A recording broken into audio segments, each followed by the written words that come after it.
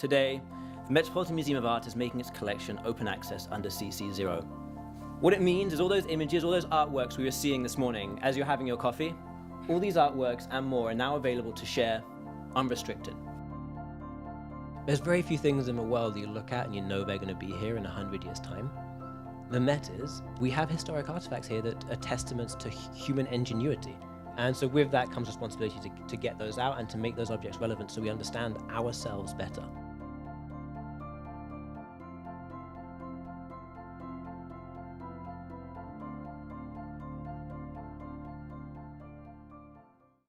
So my name's Loic Tallon. I'm the Chief Digital Officer at the Metropolitan Museum of Art.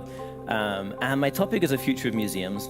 And implicitly, by the fact that it's the Chief Digital Officer sitting here, I'm going to suggest the future is digital. So that's the Met. Can I just ask, who's been there? Yeah. Thank you, everyone, for going. But I think you can connect people to creativity, knowledge, and ideas through art in a way that doesn't imply you have to come to a building.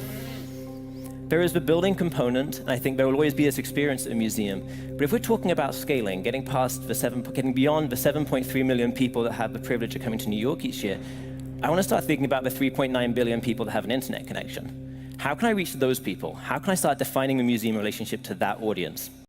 It's fascinating when we think of the Met's history. We've been around for 148 years now, and we are simply stewards in the continuation of this place.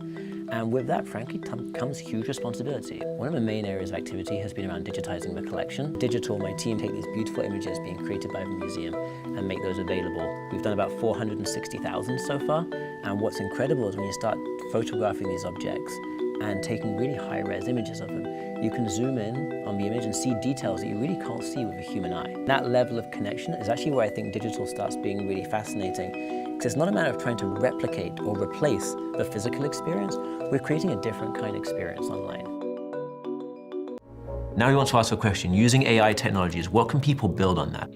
We've brought together teams from the Met, Microsoft, MIT, and we have a hackathon happening. As a museum experience starts becoming more than just a visit to a museum, we're looking at the space of what we can do in a virtual world. The more people become aware, actually, what's in the Met is relevant to me.